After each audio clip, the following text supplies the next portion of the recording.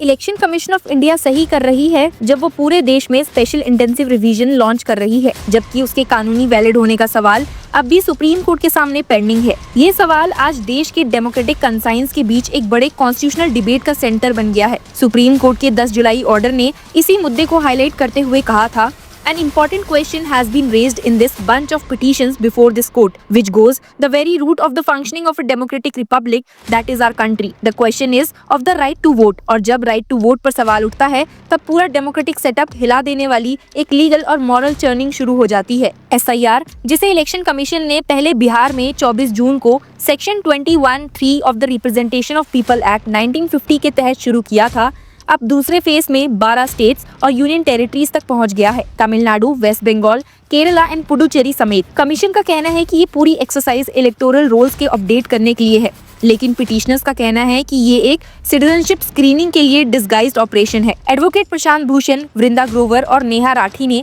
Supreme court में argue किया था कि SIR fundamental rights to voters को वायलेट करता है और लॉ के एस्टैब्लिश्ड प्रोसीजर को तोड़ता है। पिटिशनर्स का आर्ग्यूमेंट ये था कि SIR ना सिर्फ रिप्रेजेंटेशन ऑफ पीपल एक्ट के प्रोविजंस को तोड़ता है, बल्कि रजिस्ट्रेशन ऑफ इलेक्टोरल रूल्स 1960 को भी बाईपास करता है। उन्होंने कहा था कि वोटर लिस्ट रिवीजन का काम सिर्फ एक रूटीन अपडेट होना चाहिए, सिटीजनशिप वेरीफाई करने का नहीं। सुप्रीम कोर्ट ने इस रिमार्क पर ऑब्जर्व किया था that the very powers to undertake the exercise खुद क्वेश्चनेबल है।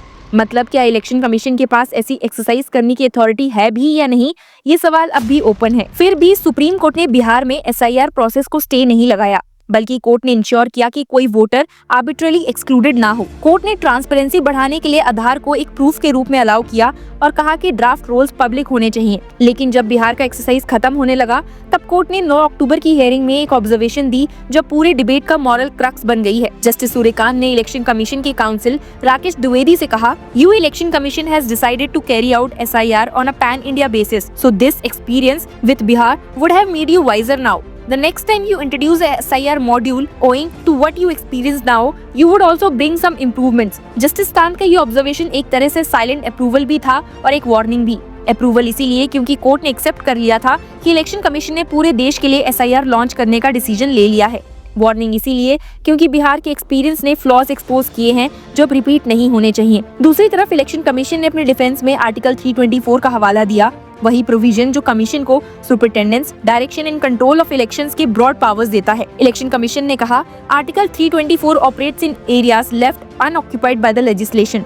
और ये भी कोट किया गया कि सुप्रीम कोर्ट के लैंडमार्क मोहिंदर सिंह गिल 1978 जजमेंट में कहा गया था, there is no hedging in article 324। The Commission may be required to cope up with some situation which may not be provided for in the enacted laws and the rules। इस argument का मतलब ये है कि जब parliament किसी चीज पर साइलेंस रखती है तो इलेक्शन कमीशन अपने कॉन्स्टिट्यूशनल पावर से खुद प्रोसीजर फ्रेम कर सकती है। लेकिन यही आर्ग्यूमेंट डेंजरस भी हो सकता है, क्योंकि जब तक कोई जुडिशियल और पार्लियामेंट्री ओवरसाइट नहीं होती, ऐसे प्लेनरी पावर्स मिसयूज भी हो सकते हैं। SIR के नए वर्जन में कुछ मॉडिफिकेशंस लाए गए हैं, जैसे आधार को आइडेंटिटी के रूप में एक्सेप्ट करना और एन्यूमरेशन स्टेज में कुछ डॉक्यूमेंट्स एग्जेम्प्ट करना।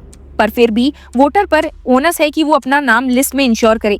इसका मतलब ये हुआ कि अगर कोई वोटर अनअवेयर है या डॉक्यूमेंटेशन इनकम्प्लीट है तो एक्सक्लूजन का रिस्क बन सकता है। सबसे बड़ा कॉन्स्टिट्यूशनल कन्फ्लिक्ट सिटीजनशिप वेरिफिकेशन को लेकर है। इसी का कहना है कि आर्टिकल 326 के तहत वोटिंग का अधिकार सिर्फ इंडियन सिटीजन्स को है, इसीलिए उनका ड्यूटी है वेरीफाई करना कि वोटर सिटीजन है या नहीं। इलेक्शन कमीशन ने अपनी फाइलिंग में कहा, the burden to prove citizenship falls on the person who claims the right to be registered in electoral rolls. लेकिन पिटिशनर्स ने इसका स्ट्रांगली अपोज किया। उन्होंने 1995 के लाल बाबू हुसैन जजमेंट का रेफरेंस दिया, जिसमें सुप्रीम कोर्ट ने होल्ड किया था, the burden of proof of citizenship would be on those who are registering anew and not on those whose names are already on the electoral roll. मतलब अगर आपका नाम पहले से वोटर लिस्ट में है तो आपको फिर से अपनी सिटीजनशिप प्रूफ करने की जरूरत नहीं। इसी बैकग्राउंड में एक और कंट्रोवर्सी उभरी। SIR के नए एन्यूमरेशन फॉर्म में एक नया कॉलम ऐड किया गया है, जिसमें वोटर को एक रिलेटिव के डिटेल्स देने होते हैं जो पिछले SIR में वोटर थे। लॉयर्स ने कहा कि ये एक तरह का लीनेज वेरिफिकेशन है, जो असम के NRC एक्सरसाइज जैसा लगता है। NRC के दौरान भी फैमिली ट्री वेरिफिकेशन प्रोसेस ने काफी लोगों को स्टेटलेस होने का डर बना दिया था। असम को अब भी SIR से एक्सक्लूड किया गया है, लेकिन ये फीचर उसी मॉडल को याद दिला रहा है। यहाँ पर एक मॉरल और लीगल डिलेमा उभरता है। क्या election commission indirectly NRC type exercise कर रही है विदाउट कॉलिंग इट दैट? अगर सिटीजनशिप वेरिफिकेशन ईसी के मैंडेट का हिस्सा नहीं है तो क्या ये ओवररीच नहीं है? पिटिशनर्स का कहना है कि सिटीजनशिप डिटरमाइन करना सिटीजनशिप एक्ट और फॉरेनर्स एक्ट के तहत मिनिस्ट्री ऑफ होम अफेयर्स का काम है, ना कि इलेक्शन कमीशन का। अब सवाल ये है कि जब सुप्रीम कोर्ट अभी भी डिसाइड कर रही है कि बिहार एसआईआर कॉन्स्टिट्यूशनल है या नहीं, तो क्या इलेक्शन कमीशन को पूरे देश में ये एक्सरसाइज करने का मॉरल और लीगल अधिकार है? ये वही फंडामेंटल क्वेश्चन है जो कॉन्स्टिट्यूशनल डेमोक्रेसी के चेक्स एंड बैलेंसेस को डिफाइन करता है। कानूनी तौर पे ईसी का आर्गुमेंट स्ट्रॉन्ग लग सकता है क्योंकि आर्टिकल 324 का स्कोप ब्रॉड है, लेकिन जुडिशियल स्क्रूटनी के बिना उसके यूज डेंजरस प्रेसिडेंट सेट करेगा। अगर कल सुप्रीम कोर्ट ये डिसाइड कर लेती है कि बिहार एसआईआर अनकॉन्स्टिट्यूशनल था, तो क्या पूरे देश में चल रहा एसआईआर ऑटोमेटिक इलीगल हो जाएगा? ये एम्बिग्विटी अब तक अनरिजॉल्व्ड है। एक और कंसर्न है प्रोसीजर एंड मैनर्स जिसमें एसआईआर कंडक्ट हो रहा है। पिटिशनर्स ने ये पॉइंट उठाया है कि कोई भी स्टैट्यूटरी बैकिंग नहीं है इस एन्यूमरेशन प्रोसेस की, मतलब ये पूरा मैकेनिज्म एक एग्जीक्यूटिव सर्कुलर के बेस पर चल रहा है, लॉ के नहीं। जब कॉन्स्टिट्यूशन और representation of people act voter registration के डिटेल प्रोसीजर प्रिस्क्राइब करते हैं, तो क्या इलेक्शन कमीशन का सर्कुलर उनको ओवरराइड कर सकता है? सुप्रीम कोर्ट की 4 नवंबर की हियरिंग यही डिसाइड करेगी कि क्या इलेक्शन कमीशन के पावर्स आर्टिकल 324 के तहत अनलिमिटेड है या पार्लियामेंट के बनाए हुए लॉज उन पर बाउंड्री इम्पोज करते हैं।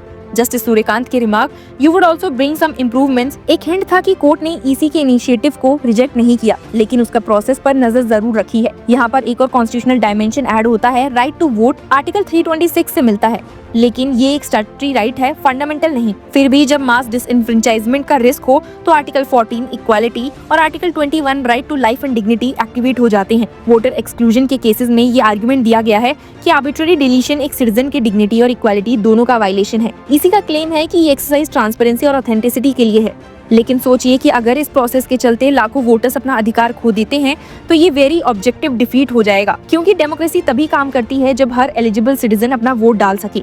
एसआईआर 2.0 अब 51 करोड़ वोटर्स तक पहुंच गया है। ये एक अनप्रेसिडेंटेड स्केल का एडमिनिस्ट्रेटिव एक्सरसाइज है, लेकिन जब इसका लीगल फाउंडेशन ही अभी सुप्रीम कोर्ट से टेस्ट हो रहा है तो इसकी कंटिन्यूएशन पर एक बड़ा क्वेश्चन मार्क लग जाता है। क्या इलेक्शन कमीशन एक जुडिशली अनसेटल्ड पॉलिसी को नेशन वाइड रोल आउट कर सकता है? क्या ये contempt of ongoing judicial process नहीं होगा? सुप्रीम कोर्ट ने कभी भी एसआईआर को आउटराइट स्टॉप नहीं किया, लेकिन उसके ऑब्जर्वेशंस क्लियरली कॉशनरी थे।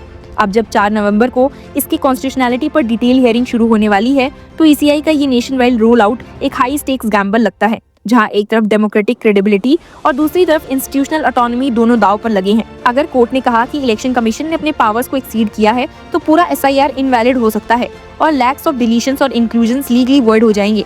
पर अगर कोर्ट ने आर्टिकल 324 को इंटरप्रेट करते हुए ईसी के फेवर में जजमेंट दिया, तो ये डिसीजन फ्यूचर में कमीशन को और भी वाइड डिस्क्रिशन दे देगा, एक ऐसी डिस्क्रिशन जिससे एग्जीक्यूटिव और लेजिस्लेटिव बाउंड्रीज ब्लर हो जाएंगी। इसलिए सवाल सिंपल है पर जवाब बहुत कॉम्प्लेक्स। क्या इलेक्शन कमीशन ऑफ इंडिया सही कर रही है?